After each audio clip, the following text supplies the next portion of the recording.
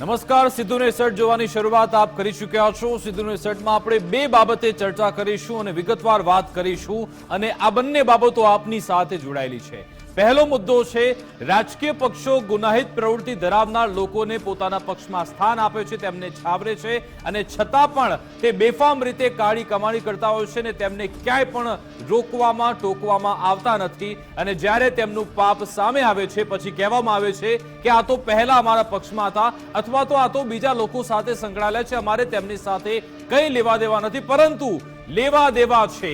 ઘણા બધા એવા મામલા સામે આવે છે કે જ્યાં આ રીતે મિલીભગતથી આખું કારસ્તાન ચાલતું હોય છે। ગઈકાલે જે મોટા સમાચાર આવ્યા, કચ્છના ગાંધીધામમાં જે નકલી ઈડીની ટીમ ઝડપાઈ હતી, રાધિકા જ્વેલર્સના પરિવારના ઘરે જે નકલી ઈડીની ટીમ પહોંચી હતી, એ નકલી ઈડીની ટીમમાં કોણ હતું? એ નકલી ઈડીની ટીમમાં આમ આદમી પાર્ટીના જનરલ સેક્રેટરી, કચ્છના જનરલ સેક્રેટરી હતા, જેનું નામ છે અબ્દુલ સત્તર, જેનો ખુલાસો ગૃહ રાજ્યમંત્રી હર્ષ સંઘવીએ એક્સ પ્લેટફોર્મ પર કર્યો હતો। તેમણે ફોટા સાથે લખ્યું કે કઈ રીતે તેમના ઈશુદાન ગઢવી સાથે ફોટો છે, અરવિંદ કેજરીવાલ સાથે ફોટો છે અને ત્યારબાદ જોરદાર રાજનીતિ શરૂ થઈ। પછી તેની સામે ઈશુદાન ગઢવી એક ફોટો લઈને આવ્યા, તેમણે કહ્યું કે ભાઈ આ મહાશયના ફોટો તો ભાજપના નેતા સાથે પણ છે। તેની સામે ભાજપના પ્રવક્તા યજ્ઞેશ દવે પ્રહાર કર્યો કે તમે તો ભાઈ લાજવાને બદલે ગાજી રહ્યા છો, તમારે આ સ્વીકારવું પડે, કારણ કે જે રીતે દિલ્હીમાં લીકર પોલિસીમાં હેરફેર કરીને તમે બધા જેલમાં જવા અત્યારે તૈયાર થઈ રહ્યા છો અને હવે અહીંયા જે ગોલમાલ સામે આવ્યું છે સ્પષ્ટ છે કે તમે અહીંયા ગાલમેલ ક્યાંક કરી છે, આ જોરદાર રાજનીતિ થઈ રહી છે। પરંતુ આ બધા આક્ષેપ રાજકીય આક્ષેપ હતા। આ બધાની વચ્ચે પોલીસે આજે નિવેદન આપ્યું છે। પોલીસે કહ્યું છે કે આમાં સર્કિટ હાઉસમાં કેટલીક મીટિંગો થતી હતી। અબ્દુલ સત્તાર કે જે એક આરોપી છે તે મામલે કચ્છ એસપીએ મોટો ખુલાસો કર્યો કે આમ આદમી પાર્ટી નેતા અબ્દુલ સત્તાર માજોઠીએ કહ્યું છે, તેણે પોતે સ્વીકાર કર્યો છે કે તે આમ આદમી પાર્ટીનો કાર્યકર્તા છે। સાથે સાથે જે ઓફિસ છે તેનું ભાડું પણ તે આપતો હતો, કેટલુંક ફંડ પણ તે આપતો હતો। આ તમામ જાણકારી કચ્છ એસપીએ આપી છે। અબ્દુલની ગોપાલ ઇટાલિયા અને મનોજ સોરઠિયા સાથે પણ મીટિંગ થઈ હતી। 3 મહિના પહેલા જ ભુજ સર્કિટ હાઉસ પર મીટિંગ કરવામાં આવી હતી। આરોપી અબ્દુલ સત્તાર માજોઠીએ મીટિંગ અંગે કબૂલાત પણ કરી છે તેવું કચ્છ એસપીએ કહ્યું। બરાબર પ્લાનિંગ સાથે આરોપી ગેરપ્રવૃત્તિ કરતો હતો। આરોપી સામે જામનગર, ભુજમાં પણ 302, 307 કલમ હેઠળ ગુનો દાખલ થયો છે। ઈડીની નકલી રેડમાં અબ્દુલ સત્તાર માજોઠીની મુખ્ય ભૂમિકા છે। આપ નેતા અબ્દુલ સત્તાર માજોઠી અનેક લોકોને ઠગ્યા છે। અબ્દુલ સત્તાર તમામ રૂપિયા પાર્ટીમાં વાપરતો હોવાનો પણ ખુલાસો છે અને ઈડીની નકલી રેડના અનેક એવા સીસીટીવી સામે આવ્યા છે। આ જે તમે જોઈ રહ્યા છો સર્કલમાં, આનું નામ છે અબ્દુલ સત્તાર, જેનો સરઘસ કાઢવામાં આવ્યું હતું અને જે ખુલાસો થયો છે કે તેનું સીધું આમ આદમી પાર્ટી સાથે કનેક્શન છે। જો કે આમ આદમી પાર્ટી તેનો ઇનકાર કર્યો છે, પરંતુ હવે કચ્છ એસપીએ પોતે કહ્યું છે કે અબ્દુલ સત્તારે સ્વીકાર કરી લીધો છે કે તેણે આમ આદમી પાર્ટીને ફંડ આપ્યું છે। આવી જે પણ ગેરકાયદેસર પ્રવૃત્તિ કરતો હતો તેમાંથી જે પણ રૂપિયા તેને મળતા હતા તે સંગઠનને આપતો હતો, આમ આદમી પાર્ટીને આપતો હતો, તેવી તેણે પોતે કબૂલાત કરી છે। એટલે કે આમ આદમી પાર્ટીના તમામે તમામ દાવા અહીંયા ધરાશાયી થઈ ગયા છે। એક બાદ એક સીસીટીવી સામે આવ્યા છે કઈ રીતે આ લોકો ફરતા હતા અને જે મીટિંગો થઈ હતી જેમાં ગોપાલ ઇટાલિયા અને બીજા એક વ્યક્તિ છે આમ આદમી પાર્ટી સાથે જોડાયેલા, તેમની સાથે મનોજ સોરઠિયા સાથે પણ અબ્દુલ સત્તારે મીટિંગ કરી હતી। એટલે કે હવે શક્યતા એ છે કે કદાચ પોલીસ ગોપાલ ઇટાલિયાને પણ પૂછપરછ માટે બોલાવી શકે છે। આ બધા તાર જેની સાથે જોડાયેલા છે। અબ્દુલ સત્તાર જેની સાથે પણ સંપર્કમાં હતો, જેની સાથે પણ તેણે નાણાકીય વ્યવહાર કર્યા છે, તેની સાથે પોલીસ તપાસ કરી શકે છે, તેની તપાસ માટે બોલાવી શકે છે અને બે નામ આવ્યા છે, ગોપાલ ઇટાલિયા અને મનોજ સોરઠિયા। કદાચ પોલીસની તપાસ આ બંને નામ સુધી પણ પહોંચી શકે છે। જોવાનું રહેશે કઈ રીતે તપાસ થાય છે। પરંતુ આજે પોલીસ દ્વારા શું નિવેદન આપવામાં આવ્યું અબ્દુલ સત્તારને લઈ, આખા મામલાને લઈ, તે સાંભળી લઈએ। पुलिस ने इन्वेस्टिगेशन की, उसमें ये कंटिन्यूस राधिका ज्वेलर्स के बाहर इसका मूवमेंट चल रहा है, मॉनिटरिंग कर रहा है कि रेड में क्या क्या करना है, कैसे करना है।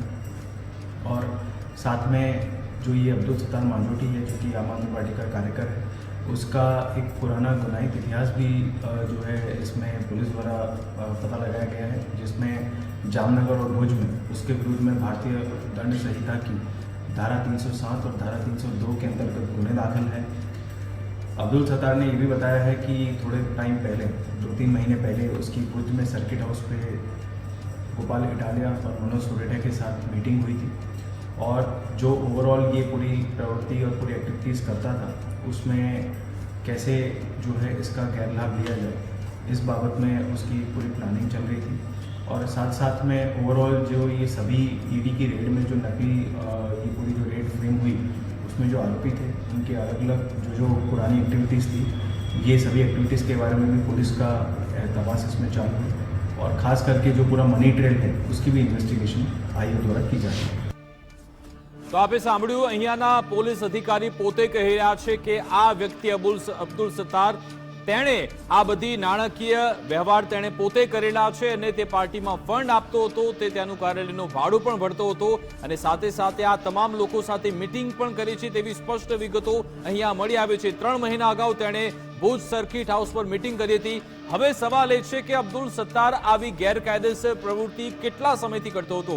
આવા તો તેણે કેટલા એવા કારનામા કરેલા છે, છતાં પણ આમ આદમી પાર્ટી તેને છાવરતી રહી। કેમ આમ આદમી પાર્ટીના જે પ્રદેશ પ્રમુખ છે ઈશુદાન ગઢવી, શું તેમને ખબર નહોતી કે આ તેમનો કચ્છનો જે જનરલ સેક્રેટરી છે આવી ગેરકાયદેસર પ્રવૃત્તિ કરે છે? અને આખો મામલો સામે આવ્યા બાદ, ધરપકડ થઈ ગયા બાદ પણ તેની પક્ષમાંથી હકાલપટ્ટી પણ કરવામાં ના આવી, કિનારો પણ ન કરવામાં। તો ગૃહરાજ્યમંત્રી હર્ષ સંઘવીએ કહ્યું કે ભાઈ આ તો આમ આદમી પાર્ટીનો એક કેપ્ટન છે જે આખી ટીમને લીડ કરતો હતો, ત્યારબાદ જઈને હવે આમાં થોડા પાછા પડ્યા છે આમ આદમી પાર્ટી નેતાઓ। પરંતુ હવે આખા મામલામાં પોલીસનું નિવેદન સામે આવી ચૂક્યું છે। પોલીસનું સ્પષ્ટપણે કહેવું છે કે આ વ્યક્તિ અબ્દુલ સત્તાર કે જે આમ આદમી પાર્ટીને ફંડ આપતો હતો, નકલી ઈડીની ટીમને તે લીડ કરતો હતો, આવી કેટલી તેણે નકલી રેડ કરી છે તે મામલે પણ તપાસ થવી જોઈએ અને કેટલા રૂપિયા આમ આદમી પાર્ટીને આપવામાં આવ્યા છે તે મામલે પણ તપાસ થવી જોઈએ। આ બધાની વચ્ચે આમ આદમી પાર્ટી અને ભાજપ વચ્ચે તો જે વાકપ્રાળ થઈ રહ્યા છે, કોંગ્રેસને આમાં મજા આવી ગઈ છે, કોંગ્રેસ પણ આમાં જોરદાર લાભ ઉઠાવી રહી છે। ભાજપ કોંગ્રેસ વચ્ચે પણ હવે રાજકીય ગરમાવો જામેલો છે। આમ આદમી પાર્ટી નેતાના આરોપો વચ્ચે ભાજપ પ્રવક્તાએ તો જવાબ આપ્યો, પરંતુ સાથે સાથે કોંગ્રેસે પણ પ્રહાર કર્યા છે। પહેલા ભાજપે કહ્યું હતું કે આ તો તમે પ્રામાણિકતાનો ડોળ કરો છો ને પ્રજાને છેતરો છો, ત્યારે કોંગ્રેસે કહ્યું કે ભાજપના કુશાસનના કારણે જ આ નકલીનો કારોબાર ચાલી રહ્યો છે। ભાજપ પર આરોપ લગાવ્યા સીધા જ મનીષ દોશીએ। કઈ રીતે વાર પલટવાર થયો બંને વચ્ચે તે સાંભળી લઈએ। ભારતીય જનતા પાર્ટીના કુશાસનના કારણે અને પોલિસી પેરાલિસિસના કારણે અને ભાજપાની લૂંટની નીતિના કારણે ભાજપાનો ખેસ પહેરો અને લૂંટના લાયસન્સ મેળવો તે રીતે નકલીઓનો આખો કારોબાર ચાલે છે। રાજ્યમાં આર્થિક તંત્રને મોટું નુકસાન થાય તે નકલી નોટોનો મોટા પાયે કારોબાર અને સમગ્ર દેશમાં ગુજરાત અવ્વલ નંબર ઉપર એ ભારતીય જનતા પાર્ટીની દેન। સાયબર ફ્રોડની અંદર પણ અવ્વલ નંબર ઉપર ભાજપાની ભ્રષ્ટ શાસકોની દેન અને તે જ રીતે નકલી પીએમઓ અધિકારી, નકલી સીએમઓ અધિકારી, નકલી ખાદ્ય પદાર્થ હોય કે અધિકારી હોય, ડોક્ટર હોય કે અન્ય વસ્તુ હોય, તમામમાં ભાજપાના નેતાઓ સાથે સીધી રીતે અથવા અન્ય રીતે જોડાયેલા લોકોની વિગતો સામે આવી છે। ત્યારે ઈશુદાનભાઈ લાજવાની જગ્યાએ ગાજી રહ્યા છે। એ વ્યક્તિ પોતે કબૂલાત કરે છે કે જે હું નકલી ઈડી બનીને પૈસા ખંખેરતો હતો એના 10% ભાગ હું આમ આદમી પાર્ટીના નેતાઓને આપતો હતો ગુજરાતના।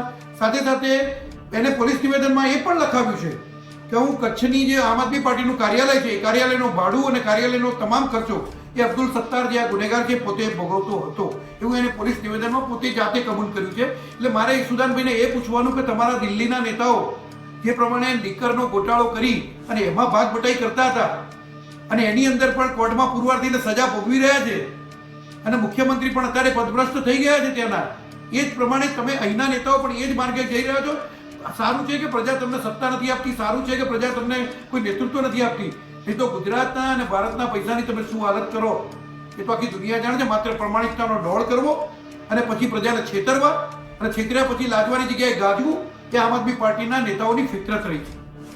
आज अंगे વધુ વાતચીત કરીશું। ન્યૂઝરૂમ થી અમારી સાથે ઉમંગ જોડાઈ ગયા છે। ઉમંગ, इस हमाम में सब नंगे એવી સ્થિતિ અત્યારે જોવા મળી રહી છે, કારણ કે ત્રણ ઉદાહરણ આપણી પાસે છે જેમાં ભાજપ, કોંગ્રેસ અને આમ આદમી પાર્ટી આ ત્રણેય સાથે સંકળાયેલા આનો ખેસ પહેરેલ જે વ્યક્તિઓ છે તે ગેરકાયદેસર પ્રવૃત્તિ કરતા ઝડપાયા છે। સવાલ એ છે કે શું તમે કોઈ રાજકીય પક્ષનો ખેસ પહેરી રહ્યો છો, તેનો સિમ્બોલ તમારી પાસે છે, તો તમને આ ગેરકાયદેસર પ્રવૃત્તિ કરવાનું લાયસન્સ મળી જાય છે? બીજો સવાલ એ કે આ સિમ્બોલના આધારે જે લોકો ગેરકાયદેસર પ્રવૃત્તિ કરતા હોય છે તેમને કેમ ઝડપવામાં નથી આવતો અથવા તો તેમનો પર્દાફાશ કરવામાં કેમ નથી આવતો?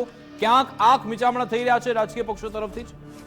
પહેલા તો વિકાસ વાત એવી છે કે ત્રણેય પક્ષના એમાં નથી કોંગ્રેસ બાકાત રહી, નથી ભારતીય જનતા પાર્ટી બાકી રહી, કે નથી પ્રમાણિકતાનો ડોળ કરતી આમ આદમી પાર્ટી છે એ પણ બાકાત નથી રહી.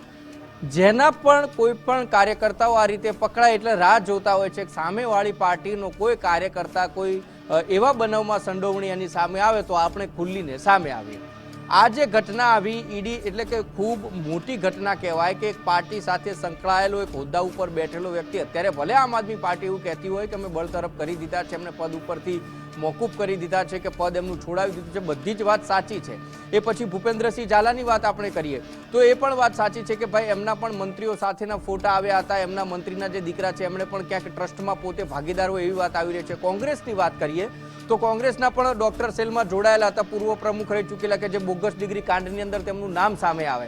એટલે પાર્ટીઓ રાહ જોતી હોય છે કે સામેવાળાનું આવે ત્યારે આપણે બોલીએ, પણ મારું આવશે એટલે હું ચૂપ રહીશ. એ જ કારણ ક્યાંક છે કે આ લોકોને હિંમત એટલા માટે આવે છે કે પાર્ટીનું બેકઅપ ક્યાંક મળી રહેતું હોય છે, અને પાર્ટીનું નામ અને બેનર જ્યારે આવે એટલે કાર્યકર્તાઓને કોઈ પણ પાર્ટી હોય, એ આમ આદમી પાર્ટી હોય, કોંગ્રેસ હોય કે ભારતીય જનતા પાર્ટી હોય, બેનર આવે અને એની પીઠ પીછળ પાર્ટી ઊભી છે અને એવું આશ્વાસન મળે ત્યારે જ આ પ્રકારની હરકતો થતી હોય છે. આમ આદમી પાર્ટીનો નકલી ઈડી અધિકારી પકડાય કે એક અધિકૃત જે સંસ્થા છે કે જે સંસ્થા દેશની અંદર આ રીતે રેડ પાડી અને કામ કરીને બેનામી નાણાં હોય અથવા તો જે પણ કાળો કારોબાર થતો હોય પૈસાનો એને પકડવાનું જે કામગીરી કરતા હોય ને એના જ નામે તમે કેન્દ્રના નામે એક અધિકારી થઈ અને એક જિલ્લાની અંદર કામ કરો અને એ પણ તમે એક પાર્ટીના સિમ્બોલ સાથે જ્યારે પકડાય ત્યારે કબૂલાત કરી લે કે ભાઈ હું આ પાર્ટીમાંથી જે આ તોડ કરતો હતો એ તોડમાંથી અમુક ફંડ છે પાર્ટીમાં આપતો હતો, જે ઓફિસ હતી એનું ભાડું પણ હું ઉપાડતો હતો, એટલે કે ભાઈ જે સત્તાર છે એટલો પૈસાવાળો છે નહીં કે પોતે આ રીતે કરી શકે કે આવડી મોટી ઓફિસ રાખી અને તેનું ભાડું પણ આપી શકે. ક્યાંક ને ક્યાંક એ તોડ પાડીના પૈસા છે ખર્ચમાં પણ વાપરતો હતો. એ જ રીતે ભૂપેન્દ્રસિંહ ઝાલાનું જોઈએ તો 6,000 કરોડ રૂપિયાનું ફૂલેકું ફેરવીને જતો રહ્યો છે. વાતથી કોઈ અજાણ નથી કે દિગ્ગજ નેતાઓ ભારતીય જનતા પાર્ટીના ત્યાંના ધારાસભ્ય હોય તોય ઠીક અપક્ષમાંથી કે પછી હાલના સરકારના મંત્રી હોય એમના સાથેના ફોટા, એમના પુત્ર પણ એમની સાથે સંકલન જે કંપની હતી એમાં ટ્રસ્ટી હોય તો પણ નવાય નહીં. અને કોંગ્રેસની વાત કરીએ તો ડોક્ટર સેલમાં, એટલે બધી જ જગ્યાએ ક્યાંક ને ક્યાંક કાગડા કાળા દેખાઈ રહ્યા છે. એકાદું કાગડું ક્યાંક સફેદ દેખાવા મળે તો હવે આપણને નવાઈ લાગે, કારણ કે નકલીની ભરમાર આખા રાજ્યમાં એ પ્રકારે ઉમટી પડી છે. હવે તો અધિકારીઓ પણ નકલી આવી રહ્યા છે ને એ પણ ઈડીના અધિકારીઓ નકલી આવી રહ્યા છે, પણ આમાં અને એટલા માટે જ એમના હિંમત થતી હોય છે. ખાસ હવે આમ આદમી પાર્ટીની વાત કરવી છે, જેને એવું લાગે છે કે પ્રામાણિકતાના જે કોપીરાઇટ છે તમામે તમામ તેમની પાસે છે, પરંતુ આ કેસમાં કોઈ પણ પ્રકારની પ્રામાણિકતા નૈતિકતા બતાવવામાં નથી આવી.